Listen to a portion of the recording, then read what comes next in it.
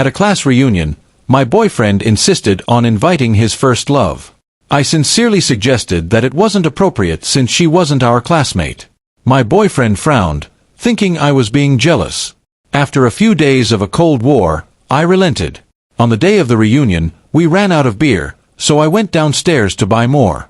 When I returned, I saw everyone gathered outside the bathroom, watching my boyfriend and his first love being affectionate. Just when everyone thought I would get angry and make a scene, I started clapping and cheering. A hug isn't enough. Kiss kiss. Chapter 1. Emily, you're being so petty. It's just a class reunion. The more, the merrier. Alex got angry with me for not wanting to invite his first love, Jessica. You do realize it's a class reunion, right? Was Jessica in our class? Upon hearing this, Alex picked up a cup from the coffee table and smashed it on the ground before storming into the study. I looked at the couple mug on the table, now missing its pair, and felt a chill in my heart. Alex gave me the silent treatment for 2 days. On the third day, I compromised and agreed to his request. I was tired and didn't want to continue this straining conflict. I decided to break up with Alex after the reunion. I had made up my mind. 4 years, Jessica had been like a landmine buried between Alex and me. I didn't want to continue living with this landmine. The reunion was initially planned at a restaurant convenient for everyone. But the day before, Alex suddenly suggested having it at our place. Without consulting me, he posted in the group chat, "Emily is great at cooking. Everyone should come to our place and taste her cooking." I was annoyed by Alex's decision without my consent. But since I was planning to break up with him, I thought of this as a farewell dinner and didn't object. On the day of the reunion, I was busy in the kitchen alone. A female classmate who was close to me spoke up sarcastically to Alex and Jessica, who were always together. "Alex, your girlfriend is busy in the kitchen. Aren't you going to help her?" Alex, trying to save face, said, "Oh, cooking is a woman's job." Hearing this from the kitchen, I wasn't angry. I just silently made an extra dish, smashed cucumber with garlic. During the meal, Jessica deliberately caused trouble, complaining that one dish was too salty and another too spicy. Although there were plenty of seats, she insisted on sitting next to Alex. I sat at the farthest end from them. An outsider would think they were the couple. Halfway through the meal, we ran out of beer. I volunteered to go downstairs to buy more. The atmosphere was too oppressive and I needed some fresh air. When I returned with the beer, I saw my classmates crowded outside the bathroom, pointing and whispering. I thought something had happened and quickly put down the beer to check. It turned out Alex and Jessica, having drunk too much, were hugging in the bathroom. Seeing me return, my classmates sensibly made way for me. I looked at their seats and saw they had only drunk 1 bottle between them. How could they be drunk? It seemed someone was using the excuse of being drunk to rekindle old feelings. Seeing this, I started cheering. "Come on, kiss. Kiss." Hearing my voice, Alex instinctively pushed Jessica away. Jessica glared at me with displeasure.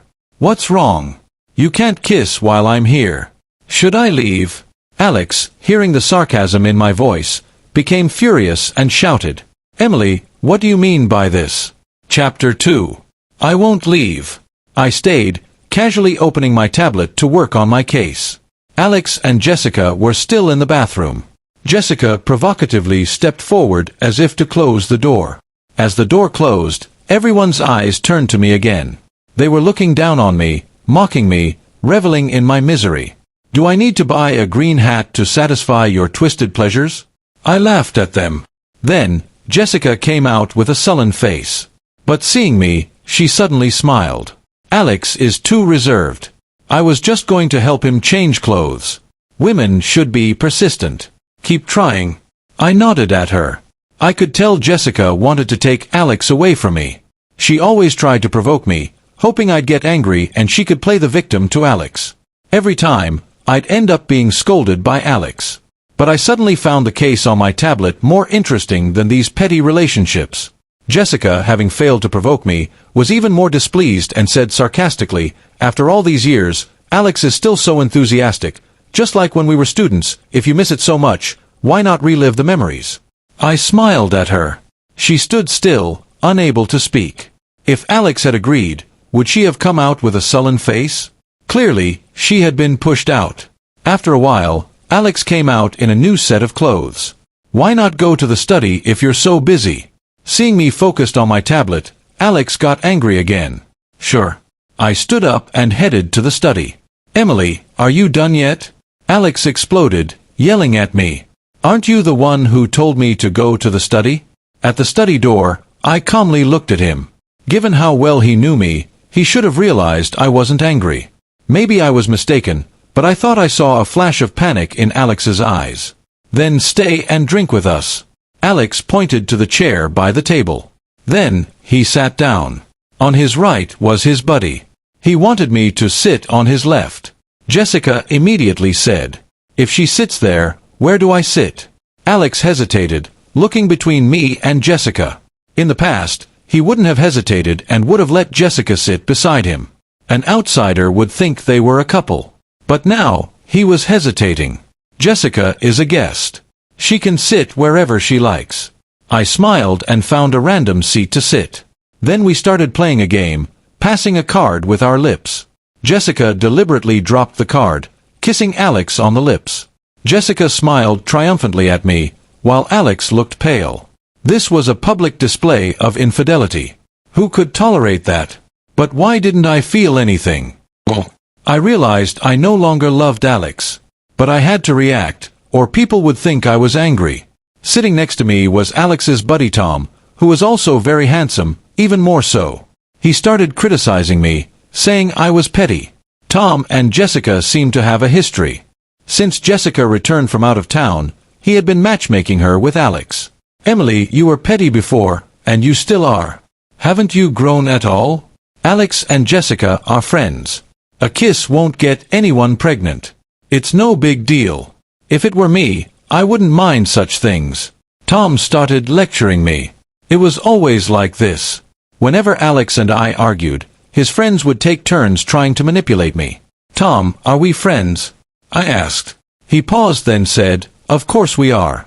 We've known each other for years. We're good friends. I suddenly leaned in, grabbing his head with one hand and kissing him.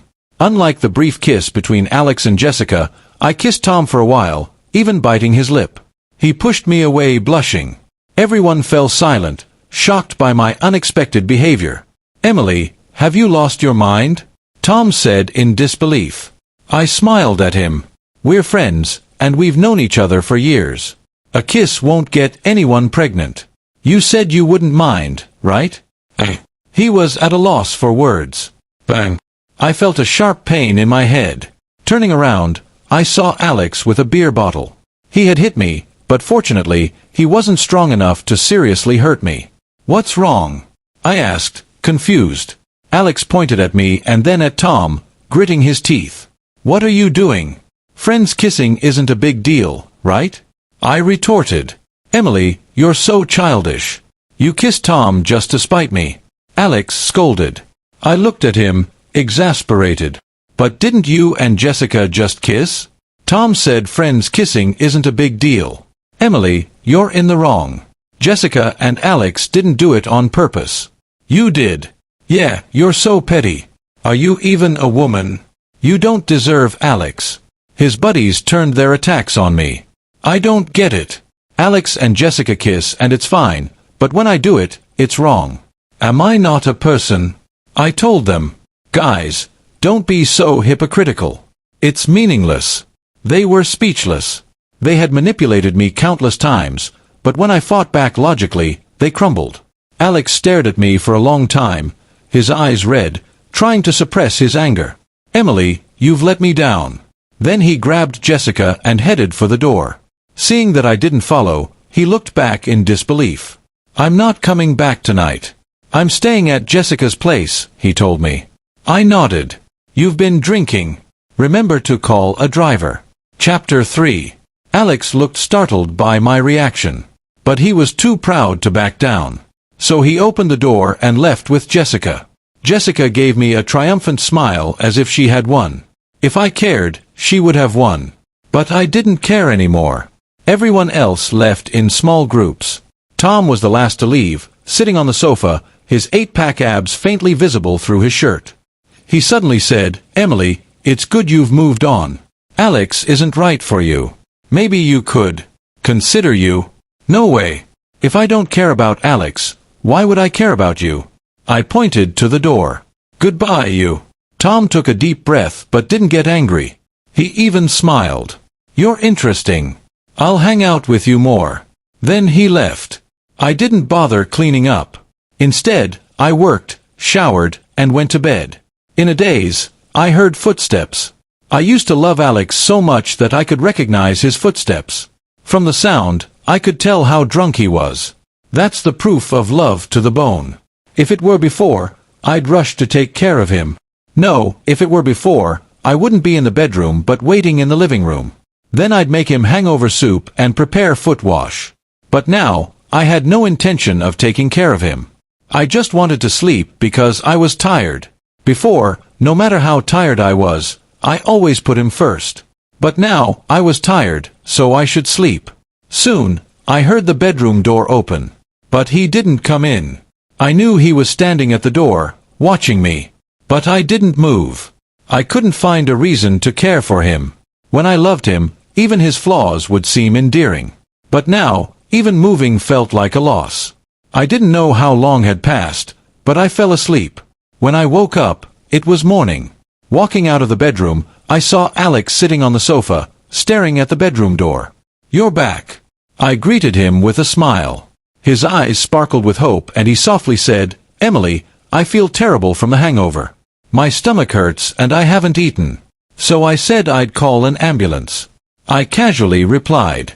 Alex glared at me, gritting his teeth. Emily, are you asking for trouble? I'm giving you a way out, and you're playing dumb? Your so-called way out is having me serve you. Stop kidding, Alex. That's not a way out. I'm not your servant. Maybe I was his servant once because I loved him too much. But now, I didn't want to be a servant anymore. Chapter 4. After washing up, I grabbed my bag and headed to work. Alex suddenly ran to the door, grabbing my hand. Emily, I really feel awful. My stomach hurts and I haven't eaten. So I said I'd call an ambulance. I looked at him indifferently. Or you can call Jessica. Didn't you say she always takes care of you? Are you still jealous? Alex's eyes lit up. I shook my head sincerely saying, I'm just giving you a good suggestion. With that, I removed his hand and left. Though I had always been diligent at work, my mind often wandered, thinking of Alex. But when I fully immersed myself in work, I found time flew by and felt fulfilling. Life without Alex was so relaxing and enjoyable. At lunch, I saw a photo posted by Alex. It was a picture of his hand wearing a couple's ring. It was his hand, but the ring wasn't the one I bought. I hadn't had a chance to give it to him yet. His caption read, "The best match might be right in front of me."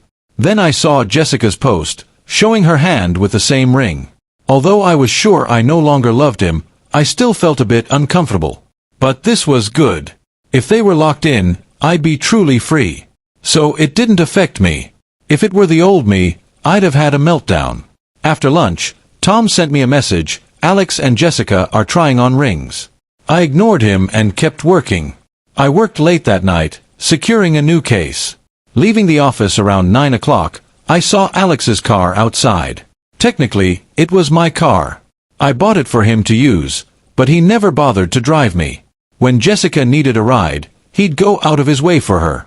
Alex rolled down the window. "Get in. I'll drive you home." Jessica waved from the passenger seat. "Emily, you're so busy with work. Don't worry. I'll keep Alex company. Thanks a lot." I nodded and told Alex, "I haven't eaten. I'll grab a bite nearby. You two go home." Alex looked stunned, his face darkening. Jessica said, "Why didn't you say you hadn't eaten?" "Alex and I just had a meal at a couple's hotel. They're having a promotion, half off for couples." "Oh, you should have booked a room. Such deals aren't always available." I smiled indifferently and walked past their car. Alex got out, grabbed me. "How long are you going to keep this up?" "I'm not making a fuss," I calmly told him. "Even if you never cared much about me, you should know me well enough to see I'm not angry. If I were, I wouldn't be this calm, right?" Alex stood there stunned. But why aren't you angry? Why aren't you making a fuss? No need, I answered matter-of-factly. Then I walked across the street to a food stall. The grilled kidneys smelled amazing. Alex shouted, "Emily, this is your last chance. Come back now and we'll go home.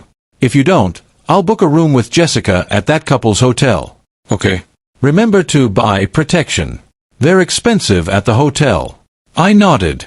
Chapter 5. No one bothered me anymore. They drove off. I knew Alex and Jessica hadn't done anything, but I didn't know what was in his head. I couldn't accept emotional or physical infidelity. Cheating is cheating, regardless of the degree. I enjoyed my grilled kidneys feeling satisfied. I'd always liked such foods, but Alex didn't, so I pretended not to. For him, I developed an allergy to mangoes, almost desensitizing myself. But what did I get in return? Someone who loves you will find your quirks endearing. Someone who doesn't will see the world as a pile of crap, no matter what you give them. I've moved on, so I love myself. Back home, Alex wasn't there. Maybe they did book a room. It didn't matter. I didn't care. I showered, played a game, and worked. Balance is key. Before, I had no time for games. Even if Alex ignored me, I couldn't play. I had to devote myself to him.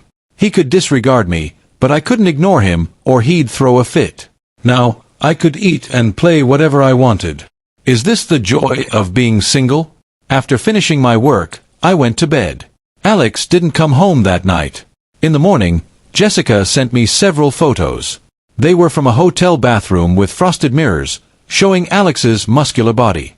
I had loved Alex so much that I could recognize him instantly. So they really did book a room. I felt a bit uncomfortable, having been together for 7 years. But I could accept it. I grabbed my bag and went to work. At lunch, I saw Alex in the cafeteria. Coincidentally, I was sitting with a male colleague, laughing and chatting, when Alex approached. My colleague, seeing Alex's hostile look, left with his tray. Alex sat across from me, pale and biting his lip, looking panicked. "I stayed at Tom's place last night," Alex said. I nodded. "Got it. You don't believe me? Emily, why don't you believe me? Why do you always doubt me?" Alex was agitated. I took out my phone and didn't show him Jessica's messages, fearing they'd argue. I wanted them locked in. So I showed him Tom's message. Alex asked me to lie, but he didn't stay at my place last night. He and Jessica booked a hotel room. "Emily." Alex's eyes filled with tears. "Sweetie, don't be like this. I really don't care." I smiled at him, pocketing my phone. "I'm showing you this so you know you don't have to lie to me. I already know, and it really doesn't matter." "But Emily, nothing happened between me and Jessica. I sent her away." Alex insisted. I sighed. He was still lying. I had no choice but to open Jessica's messages. See for yourself. Chapter 6. Seeing those photos, Alex's face turned ashen. But he grabbed my hand very agitated and said, "I took a shower and then kicked her out. I didn't know she took pictures. I told her to leave while I was in the shower. I didn't know she stayed." Seeing his expression, I knew he wasn't lying. When he lies, his habit is to get angry with me first, and his eyes would dart around. But I still pushed his hand away and calmly said, "It doesn't matter because I really don't care." "Why don't you care?" He was scared, his voice trembling. "You should care, Emily. You loved me so much. You never liked me going out with Jessica. How can you not care? You see, you always knew I didn't like you to going out. You knew you crossed the line, but you did what you wanted because you never cared about me." I shook my head and said, "And now, just like you used to be, I don't care anymore." "Emily, you can't not care. It's not right. You should care." His voice grew louder, attracting the attention of the people around us. I frowned and said, "Don't make a scene. This is my workplace. I'm not making a scene, but you need to listen to my explanation." He held onto my hand, refusing to let go. "Then wait until we get home." I didn't want our breakup to be a public spectacle. That would be pointless. Alex finally nodded and walked away, looking back at me with every step. After dinner, I quickly forgot about the incident because work was very busy. I stayed late, even later than the previous night. When I left the office, it was almost midnight. Then I saw Alex squatting at the company entrance, hugging his knees, looking very cold. "Emily, you're off work." He ran to me, grabbing my hand, leading me to the car. As he walked, he kept talking. "Emily, I've thought a lot. I've been neglecting you all this time. I never even picked you up from work. From now on, I'll pick you up every day." He even opened the passenger door for me himself. Looking at the seat that used to belong to Jessica, I felt a strong aversion. So, I opened the back door and got in. Bosses sit in the back. It's safer. Alex forced a pale smile. I said nothing, leaning back in the seat and closing my eyes. I was exhausted from working late. But some things need to be clarified, or they will just become more entangled. So, after he started driving, I said, "Alex, let's not drag this out. It's time to clear some things up." Screech. Bang. The car swerved on the road and then crashed into a streetlight. Luckily, he hit the brakes hard at the end, so it wasn't too serious, and the airbags didn't deploy. Alex clenched his fists and said to me, "Emily, you must be very tired. Go home and rest. I'll handle the accident." "Alex, you. I'm begging you, Emily, don't say anything now. Wait until we get home, okay?" Alex started crying hysterically. I sighed, got out of the car, and went home. About half an hour later, Alex returned, and Jessica was with him. Alex quickly explained, "Emily, I didn't know who else to ask for help, so I had to. She took secret photos of you in the shower and sent them to me, and you still asked her for help, right?" Sitting on the sofa, I couldn't help but find it amusing. It wasn't that I still cared about him, I just couldn't understand what was going through his mind. Chapter 7. Emily, you jealous. You still care about me, don't you? Alex actually burst into laughter. Oh, so that's what's on his mind. He brought Jessica here on purpose, just to make me jealous. I was speechless and didn't want to say anything. But then Jessica suddenly rushed in and kicked me without a word. She kicked me in the shoulder, and I fell off the sofa. She straddled me, swinging her fists. "Emily, are you even human? How could you leave Alex alone after a car accident?" I grabbed the ashtray from the coffee table and smashed it on her head. She covered her head, her face and hands covered in blood. "Emily, how could you hit someone?" Alex came over to push me. I smiled at him and said, "Where were you when she hit me?" "It's not what you think, Emily. I was afraid you'd hurt her and she'd cause trouble at your company or report it to the police." Alex quickly explained, seemingly not lying. Jessica, however, went crazy and charged at me. "Emily, how dare you hit me? This is my home. If you continue to be violent, I'll defend myself, and it would be considered excessive self-defense at most." I said coldly, scaring Jessica into stopping. Then I looked at Alex and said, "Why don't we just deal with her? Then you can testify for me, and it would be ruled as self-defense. What do you think?" How Alex was dumbfounded. "Are you reluctant?" I mocked him with a glance. Alex quickly shook his head. "No, Emily, no. I just think it's unnecessary, and I've already decided to cut LTIs with her." "Then let's just deal with her," I continued. Alex actually hesitated, which shocked me. He seemed to be seriously considering it. Of course, I had no intention of doing anything drastic. I just wanted Alex to back off. Unexpectedly, he was quite crazy. Jessica got scared, gave us a fierce glare, and ran away. Now, it was just Alex and me in the room. It was time to discuss the real issue. I put down the ashtray, sat on the sofa, and said, "Alex, does your face hurt? Your eye is bruised. Let me apply some ointment." Alex changed the subject again, acting nervously. "Once you apply the ointment, can we have a proper talk?" I asked. He nodded and then leaned in to apply the ointment. But suddenly, he grabbed my face and kissed me hard. I pushed him away, feeling disgusted. "Alex, you've kissed Jessica. So now, kissing you feels like eating something vile." I coldly expressed my feelings. I thought such a proud person would get angry and break up with me completely. But he started crying again, holding my neck tightly. "It's not like that, Emily." I didn't expect her to drop the act on purpose. She told me in the bathroom that she wanted to play this game to make you jealous, But she actually... There's no point in saying all this. I pushed him away and said, I really have no feelings for you anymore, Alex. Let's break up. Then I added, I bought this house. My parents also contributed money and I'm paying the mortgage. So, I can't give it to you, but I can give you time to find a place. During that time, I'll move out. So, what do the past 7 years with you mean? He hugged my leg, refusing to let me go. So what do you want? Money. Fine, I'll give you half of the house and car's value in cash. I pulled my leg away forcefully. I don't want money. I just want you. Emily, don't leave me. I'd be lost without you. He crawled after me, hugging my leg again, begging desperately. Chapter 8. I still left, taking only my laptop and tablet, leaving behind all my belongings. There was nothing for me here anymore, neither people nor things, because this place only reminded me of my former humble self, like a servant. I walked out of the building, but I hadn't gone far when I heard Alex shouting from above. Emily, if you don't come back, I'll fall. I'll be right in front of you. I won't let you leave. Even if I fall, I'll make sure you remember me forever. His voice echoed in the night.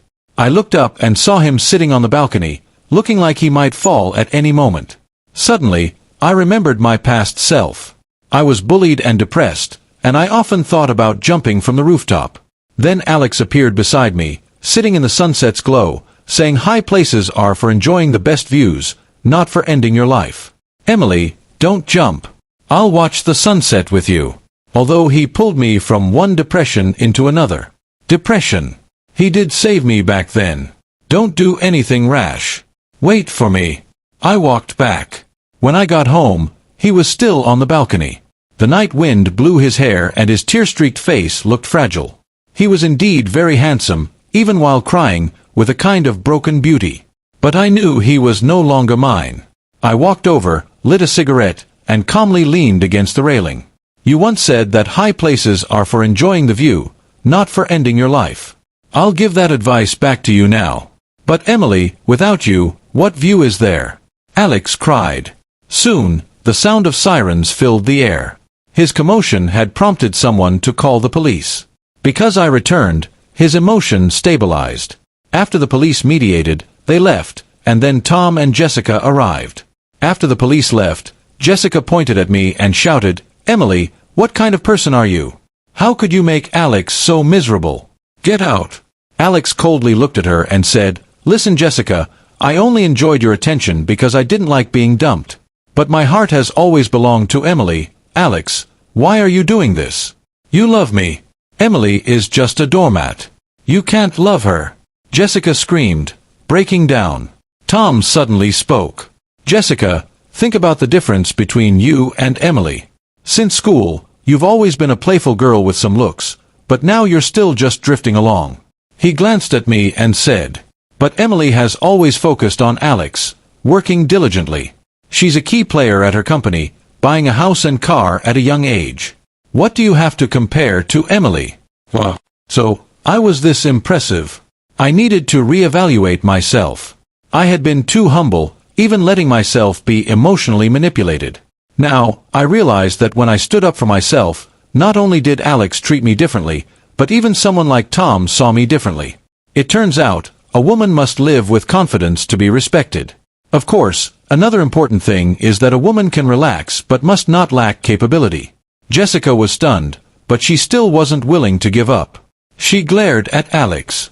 Alex, I'll give you one last chance. Are you with me or this worthless person? The worthless one is you. Alex suddenly grabbed the ashtray and shouted. And no one except me can insult Emily. Oh, but before, your friends could treat me like dirt.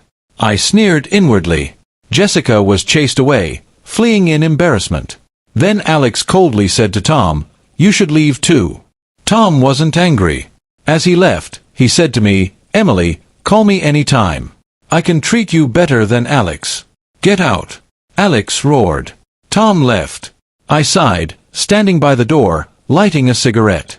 Alex, let me go, and let yourself go too. You still want to break up? Alex broke down crying again. He ran to me, throwing himself into my arms, crying uncontrollably. Emily, I really know I was wrong. I took your love for granted all this time. I didn't know how to cherish it. But when I realized you didn't care anymore, do you know how scared I was?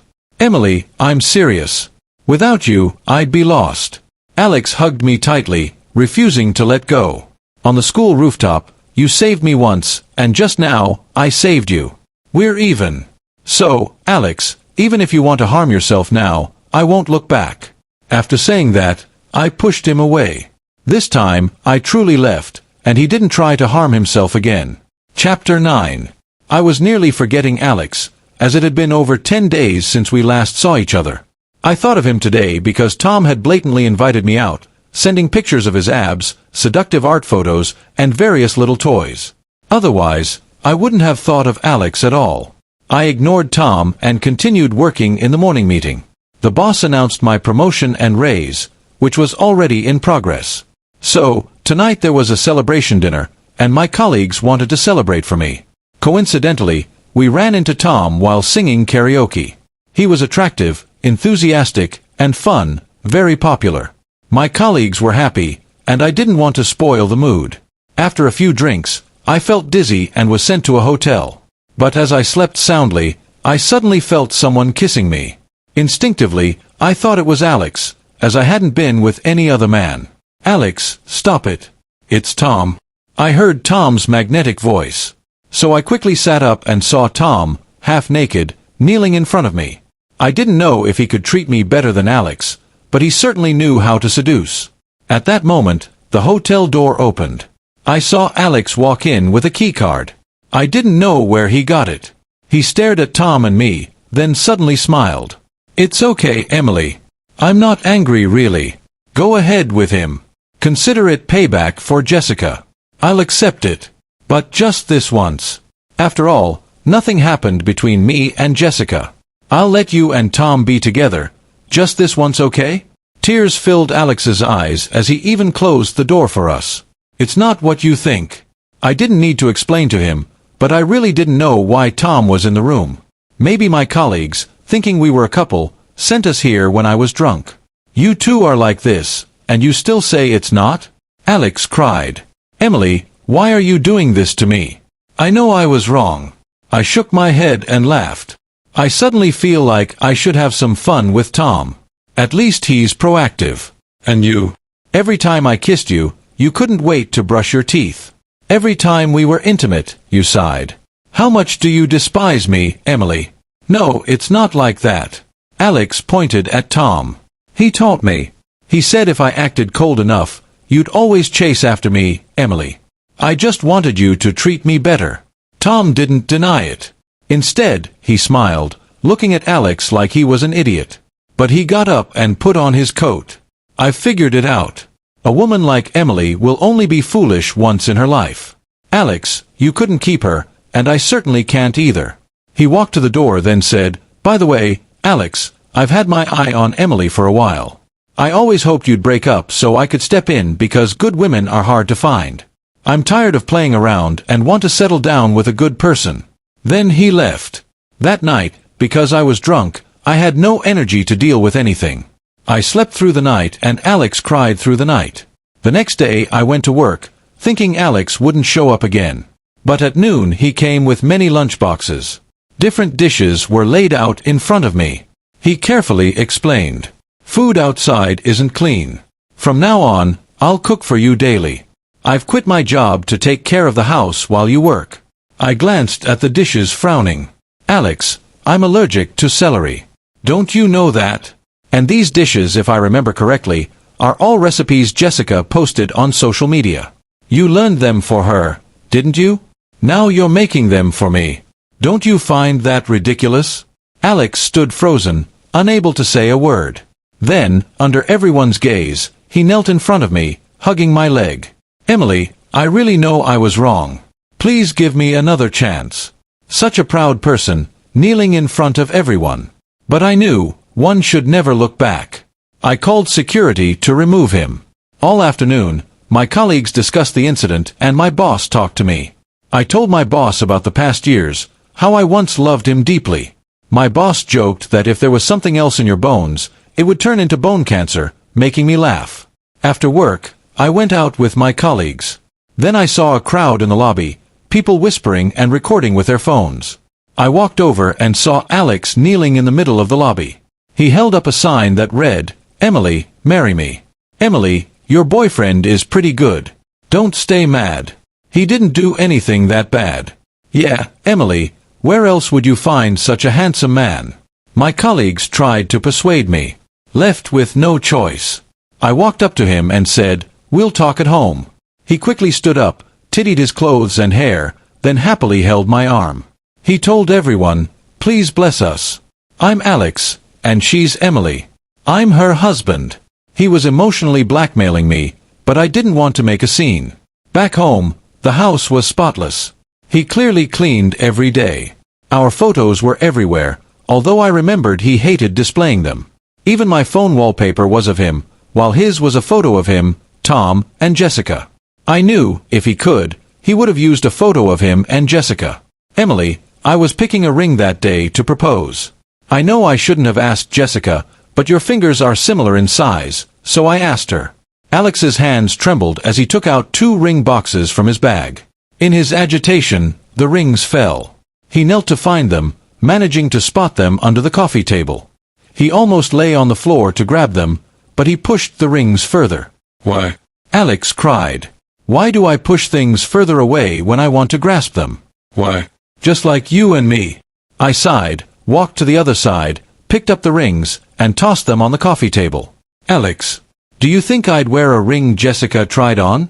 I asked. Alex lay on the floor, crying. "Let's break up." I finally said those 3 words, feeling incredibly relieved. "We should have ended this long ago, let each other go. But I can't let you go. You are my life." Alex cried. I looked at him and said, "Don't come to my company anymore, or I'll change jobs. And let's not meet again." It seemed I no longer had the energy to love anyone in this lifetime. Chapter 10. Another half-month passed without seeing Alex, and I got promoted. I now had my own office and a team. My boss treated me even better. He even mentioned that many headhunters would likely contact me in the future, but he hoped I could stay with the company for at least 5 years. I agreed. My life had entered a new phase. A confident and realistic person may not be liked by everyone, but at least they will like themselves. And I really liked my current state. There was no need to think about how to please others or worry about when others might leave me. I thought my life would continue this way. Until one day, I saw Alex again. He showed up at our celebration dinner. He was wearing a suit that looked like it was meant for a wedding, looking incredibly handsome, with a smile that made him seem like the happiest man in the world. I stood up, not knowing how to handle him. "Emily, don't worry. I just wanted to see you one last time. Look, you're wearing a dress, and I'm in a suit. Can we take a picture together?" He held up one finger. "Just one photo, as a keepsake. I don't want to have any regrets. Just one photo, and then I won't bother you anymore." "Okay." I walked over and stood beside him, letting a colleague take our picture. He took the phone, looked at the photo, and seemed satisfied. He then set it as his wallpaper. "Go back to your dinner, Emily.